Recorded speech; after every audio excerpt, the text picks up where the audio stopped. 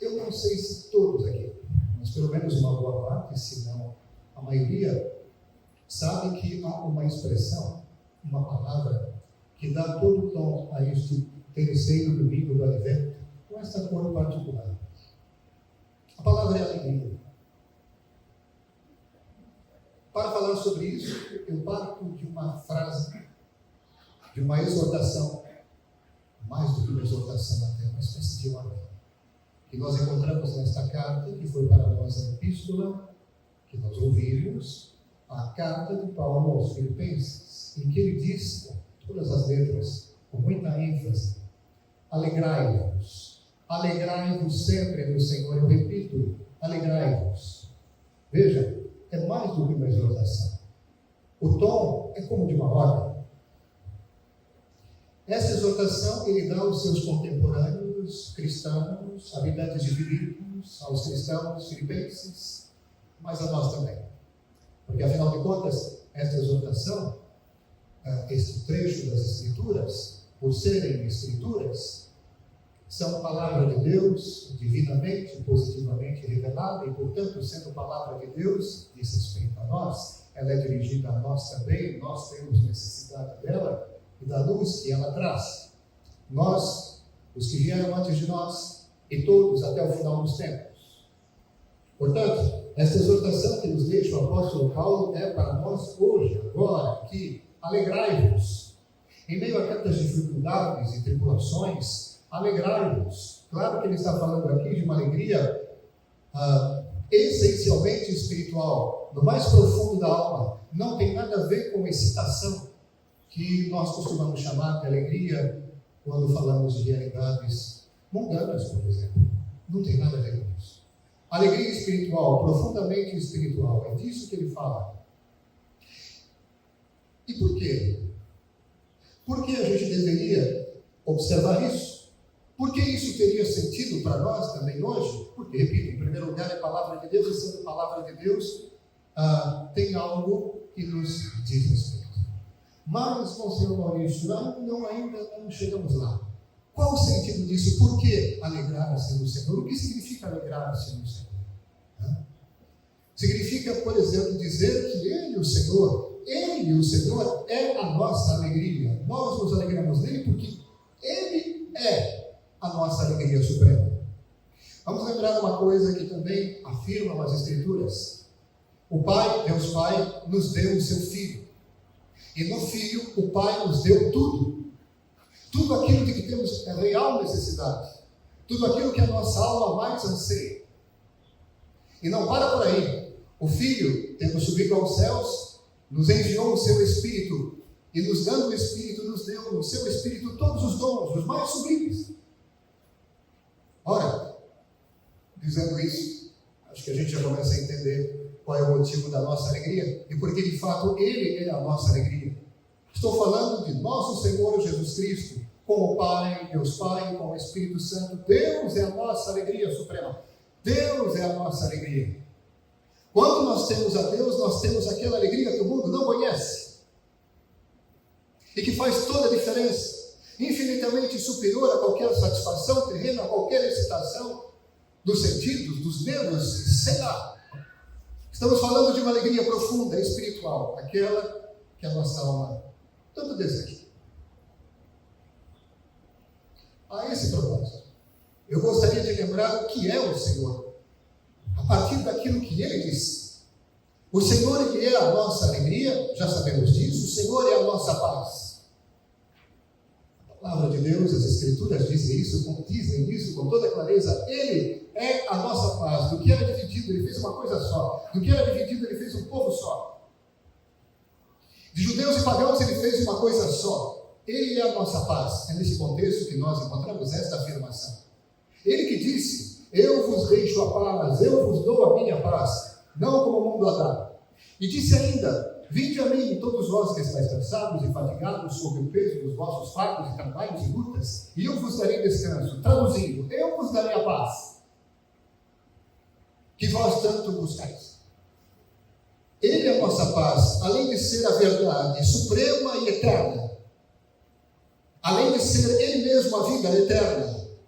Eu sou, disse Jesus, o caminho, a verdade suprema e eterna, a vida, que só pode ser eterna. Porque se Ele é a vida, ora, sendo Ele a própria vida que tem, sendo a vida um atributo de Deus e Deus sendo eterno, essa vida eterna, Ele é a vida eterna que tem, Ele é a vida eterna. A vida eterna não é uma coisa pessoal, um fluido, sei lá o que, é alguém, é Deus. Possuir a vida eterna significa possuir a Deus na alma, em perfeita comunhão com Ele, ou comunhão já estabelecida, porque quando Ele vem habitar na nossa alma, por conta dessa graça maravilhosa que nos santifica, vejam lá, mais uma vez, temos a ocasião de pensar nela, na graça santificante, naquela que nos salva. Ora, nós o possuímos, e sendo Ele a vida eterna, nós possuímos já a vida eterna, e que isso seja para sempre, e que isso seja por toda a eternidade, isso é o céu. Ele ainda, e aqui eu digo textualmente, Ele é a nossa justificação, Ele é a salvação. Salvador, Ele é a nossa salvação, Ele é o Filho de Deus. Entendem? Quando nós dizemos que, nos dando Jesus, em Jesus nós temos tudo, sim, nós temos tudo aquilo de que temos real e absoluta necessidade, o que existe de mais importante, aquilo que Deus, desde toda a eternidade, quis nos dar. Bom, tendo dito isso, não nos esqueçamos, e é importante falar isso no tempo do Advento, Ele vem a nós, Ele que veio, que virá, Ele vem a nós, e Ele bate a porta do nosso coração, querendo que tenhamos plena comunhão e vida de amor com Ele. Eis que estou à porta e bato, feliz daquele que abre esta porta e me deixa entrar, eu entro correndo, sentamos à mesa e tomamos a ceia. Metáfora, expressão de comunhão estabelecida, que Ele quer tanto. Ele deseja muito mais essa comunhão conosco do que nós mesmos a desejamos. Sim, porque quando o pecador se converte, quando ele restabelece essa ligação vital com Deus, os céus se alegram tanto, muito mais do que o próprio pecador. Ah, se vocês pudessem imaginar o quanto que os céus se alegram, os anjos se alegram, o quanto Deus se alegra, muito mais do que nós. Ele anela muito mais por essa comunhão do que nós mesmos. E com Deus, Nossa Senhora. Bom, tendo dito isso, quero lembrar algo importante que diz respeito ainda ao Advento e o esforço de preparação para o Natal e para a vinda do Senhor. Convém estarmos preparados, então. Preparar o coração para acolher nosso Senhor que vem. Claro, antes que eu me esqueça, ninguém aqui pretenda preparar o seu coração sem a ajuda do próprio hóspede. Ninguém pretenda preparar o seu coração sem a ajuda de Deus. Preparar o coração, lembra algumas imagens que já consideramos neste início, neste tempo do Advento. Preparar o nosso coração como uma manjedoura, um local acolhedor e tão simples, tão humilde, imagem da humildade e pobreza de coração que devemos ter para acolher dignamente o Senhor. Ninguém pretende acolher bem o Senhor sem partir desta base, a humildade e a pobreza de coração, para receber aquele que vem com toda a humildade ao nosso encontro. Basta lembrar que Ele bate a porta do nosso coração. Que delicadeza, que respeito, que expressão de humildade. Ele não impõe com violência. Ele diz: me deixa entrar. Preparar o coração como um trono, outra imagem que utilizamos, porque afinal de contas, se Ele vem, sendo Ele rei, que o nosso coração seja como um trono para Ele, para receber o rei pela caridade e obediência. Não entendi nada, então eu vou te explicar. O que é a caridade? A atitude de caridade, a expressão da caridade, dom sobrenatural. O dom sobrenatural da caridade nos permite amar a Deus sobre todas as coisas, de todo o coração, com toda a alma, com toda a inteligência, com todas as forças. Colocando aquele que nós amamos em primeiríssimo lugar, no centro, dando a Ele absoluta prioridade, a Ele e a tudo que se refere a Ele. E isso é o que significa considerar o rei da nossa vida. E é claro que isso se expressa na obediência. Onde já se viu alguém considerar um rei como tal e não obedecer a este rei?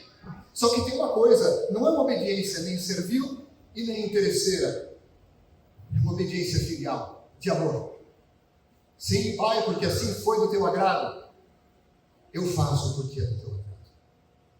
E Já que eu falei de humildade, que nós estamos pensando em São João Batista, como não pensar nele a partir daquilo que ouvimos, e sobretudo a partir deste tempo tão rico, em que ele é colocado em evidência. Ele que veio preparar os caminhos do Senhor, ele disse que ele cresça, ele e eu diminua. Ora, se isso não é expressão de humildade, eu não sei o que é. Vejam que o próprio profeta, São João Batista, nos dá a dica de como preparar o coração e nós. Bom, tendo dito isso, na verdade, eu simplesmente lembrei aquilo que já disseram de uma maneira até mais aprofundada nos últimos dias. Mas, mais do que preparar o coração, é importante preparar também o acesso do nosso Senhor ao coração. Tem o coração que deve estar pronto, o trono, mas tem uma porta. Eu tenho que estar pronto para abrir a porta e mantê-la aberta para Ele sempre. Inclusive, devo preparar um caminho de acesso para esse meu coração. Não é verdade que disse João Batista: eu sou a voz que grita no deserto, preparai o caminho do Senhor. Que os vales sejam preenchidos, que os montes abaixados, que os caminhos tortuosos sejam feitos direitos e retos. Ora, tem algo a fazer, caros fiéis, algo que podemos, com a ajuda de Deus, e podemos fazer para abrir o caminho que nos dá acesso à plena comunhão com Ele, com o Senhor. Total abertura para acolher a comunhão com Ele. Mas nem tudo são flores, não. Há obstáculos nesse caminho, tanto é que São João Batista diz que algo deve ser feito para preparar esse caminho e eliminar os obstáculos. Obstáculos, quais? Eu vou dar alguns exemplos. E vou começar pelos dois maiores ou piores. O primeiro é orgulho. Orgulho. É todo o contrário daquilo que nós falamos com relação à humildade do Senhor e a humildade que devemos ter para acolher o Senhor que vem humildemente a nós. O orgulho. Se tem um obstáculo gigante ao acolhimento do nosso Senhor e desta maravilhosa comunhão, é o orgulho. Quando, na verdade, eu me apresento como o Senhor. Não é Ele que tem a prioridade. Não é Ele que é o Senhor. Não é Ele que tem razão. Sou eu, acima dele, contra Ele, e etc. E assim vai. Delírio, puro delírio. Juntamente com o orgulho, tem também um outro problema, que é o apego desordenado ao criado. O apego desordenado às realidades criadas. Sejam quais forem. O apego às realidades terrenas, por exemplo, realidades materiais, só fica mais claro e palpável para nós. O apego desordenado a isso é um obstáculo ainda gigante no caminho que dá acesso à plena comunhão com o Senhor. Mas, como se não bastasse, outros obstáculos derivam destes. Por exemplo, medo, vergonha. Agora a gente não entendeu, então eu vou explicar. Sabe, medo, quando uma pessoa é excessivamente apegada a uma realidade criada, e ela entende que toda essa maravilha exige desapego, ela tem medo. Como é que eu vou abrir mão disso? Como é que eu vou perder isso? Eu não estou afim de perder. Só que a pessoa não entende que nesse caso é perder para ganhar e ganhar muito mais do que ela perde. Entende? Vergonha. Tudo isso, medo e vergonha, desemboca numa atitude muito complicada que se chama respeito humano. Eu vou explicar o que é o respeito humano. O respeito humano não é respeito pelo ser humano. Respeito humano é uma expressão técnica que significa eu deixo de fazer o que é correto por medo da opinião pública. Eu deixo de fazer o que é certo, o que a minha consciência diz que é necessário fazer, porque eu tenho medo daquela caneta de ser excluído do grupo. Eu tenho medo do cancelamento. Eu tenho medo de perder aqueles favores, e assim vai. Ou seja, estou mais preocupado em agradar ao meu semelhante, a homens e mulheres, de carne e osso, do que agradar a Deus.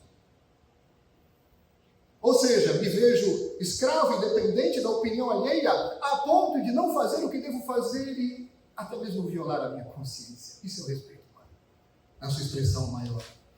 E o respeito humano tem por base medo e vergonha. Vergonha do que vão dizer. Meu Deus, eu não quero expressar minha fé, porque sei lá o que vão dizer.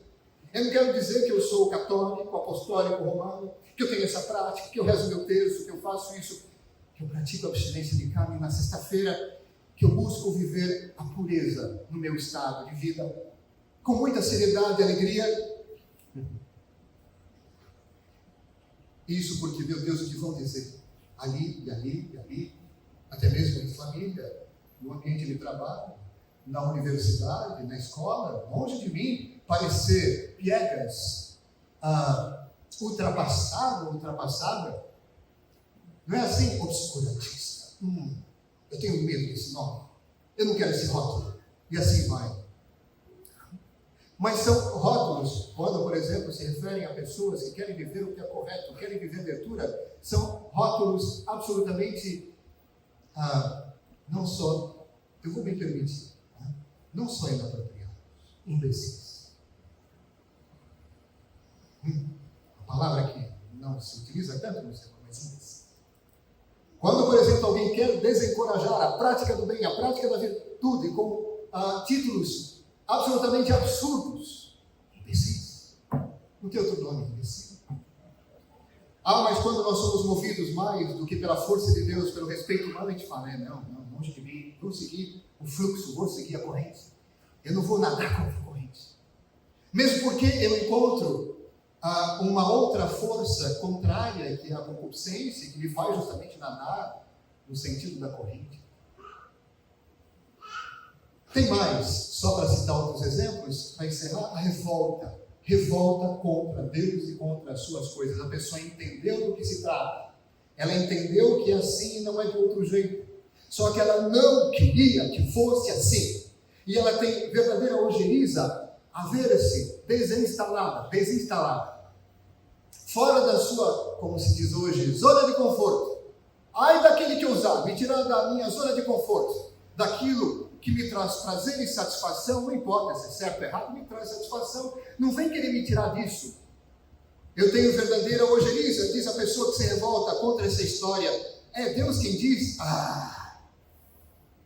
E aí nós vemos muitas vezes mecanismos de defesa psicológica, o mecanismo psicológico de defesa se desdobrarem com mil justificativas sem sentido. No final das contas, fiquemos tranquilos, porque Deus não existe. Que blasfêmia. Ou então, o que foi Jesus que disse? Mas Jesus, quem é Jesus? É um homem como outro qualquer que vai blá. Vejam quantas justificativas insensatas e blasfemas para poder justificar o injustificável, porque somos revoltados contra aquilo que é a verdade. Porque não quereríamos que fosse como é de fato a coisa. E claro, junto com isso, e que eu considero até grave também a indiferença, porque enquanto a revolta, ela dá alguma esperança de retorno ao bom senso, a indiferença deixa a pessoa no estado de inércia, do qual é muito difícil retornar. Indiferença quer dizer, eu não estou nem aí. Tudo isso é uma grande bobagem, tudo isso é besteira, isso que é indiferença. A pessoa acha que está certa. Vejam quantos obstáculos, eu só citei alguns, é claro que há tantos outros, que correspondem a tantos pecados, que correspondem a vícios, que correspondem a faltas contra tantas virtudes, que são dezenas e dezenas. Para não ir muito longe, vamos então falar do que é o remédio, porque se temos o problema, temos que trazer remédio, o remédio que na verdade Deus nos apresenta de maneira tão clara, generosa, que são as virtudes contrárias a essas atitudes tão mesquinhas e negativas. Quer um exemplo? Contra o orgulho, o que é? Humildade, aquilo que falávamos no início. Quando a gente se coloca no nosso lugar e se reconhece dependente daquele que nos criou e vive essa dependência na alegria e não na revolta. Mansidão, que é o contrário da revolta. A revolta é não quero saber, não vou servir e eu me oponho ostensivamente e vou militar, inclusive, contra.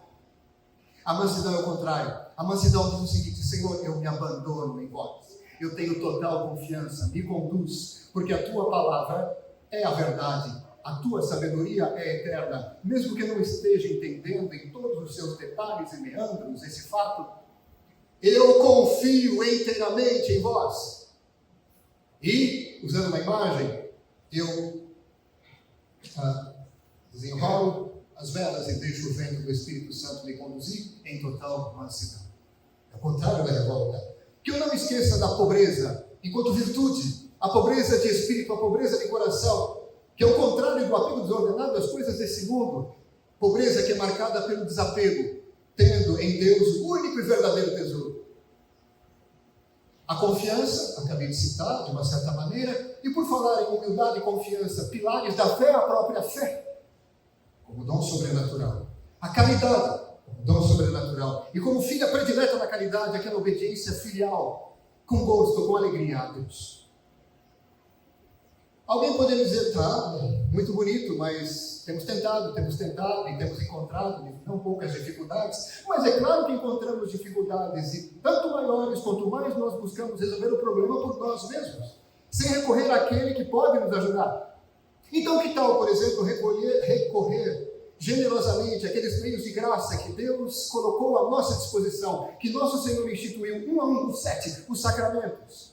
Que tal ter uma vida sacramental generosa? Que tal recorrer aos sacramentos com todas as melhores disposições? Vocês vão ver como Deus vai nos fortalecer, como Ele vai nos garantir nessas atitudes, nos dará tais virtudes, aumentará as tais virtudes, nos fazendo perseverar nelas. O que seria de nós sem os sacramentos? Infelizes daqueles que dizem, bobagem, não tem nenhum valor, é simplesmente uma invenção. Não, é uma instituição divina de nosso Senhor, cada um deles, os sacramentos, um sinal eficaz da graça de Deus, que Ele instituiu para a nossa salvação e santificação. Vamos considerar isso sem importância? Vamos considerar isso uma besteira? Quando, por exemplo, nós lembramos que São Vicente de Paulo, por exemplo, não só no final de sua vida, portanto, adiantado em santidade, confessava-se muito frequentemente, não porque tinha pecados mortais e tinha que resolver isso, mas porque recorria à confissão para celebrar muitas vezes confissões de devoção, estando na graça, porque sabia que cada confissão bem feita, além da paz e da graça da reconciliação, traz aquela força a mais, sim, força adicional para o combate contra o mal, como uma boa comunhão eucarística, uma comunhão eucarística bem feita. Se a gente soubesse o que significa a vida sacramental bem vivida, a gente não desprezaria nada. Mas não basta, temos que ter aquela atitude, por exemplo, que é o que nós chamamos de mortificação. Já que nós temos a tendência de nos apegar excessivamente às coisas deste mundo, que tal a mortificação, que é, em primeiro lugar, moderação? Moderação, ou palavra tão importante, mais do que isso, ou atitude tão necessária. Querida geração, tão marcada pela dependência escravizadora de certos meios tecnológicos, moderação, simples, parcimônia, mas para viver isso precisamos da ajuda de Deus. E mais do que isso, vamos em frente, renúncia e verdadeira abnegação. Lembremos-nos, por exemplo, daquela renúncia tão necessária do pecado e daquilo que leva ao pecado, a renúncia obrigatória, mas tem também uma renúncia de coisas lícitas que nos ajudam tanto. É o princípio da penitência, é o princípio do jejum e assim vai.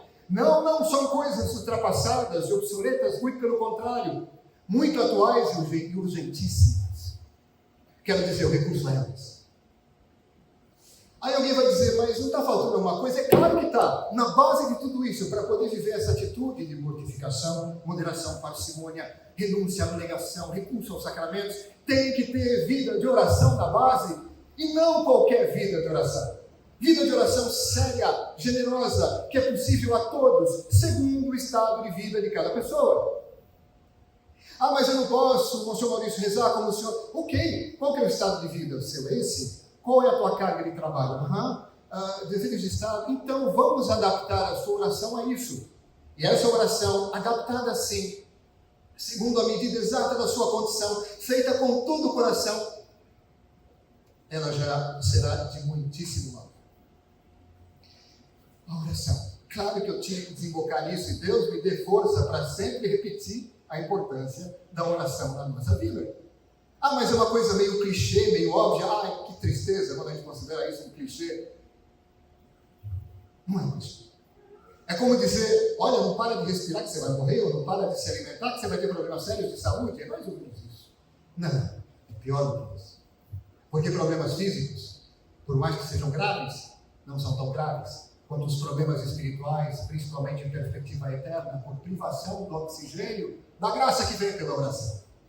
E já que eu falei disso, que eu não me esqueça dela, de Nossa Senhora, e do quanto ela nos ajuda em tudo isso.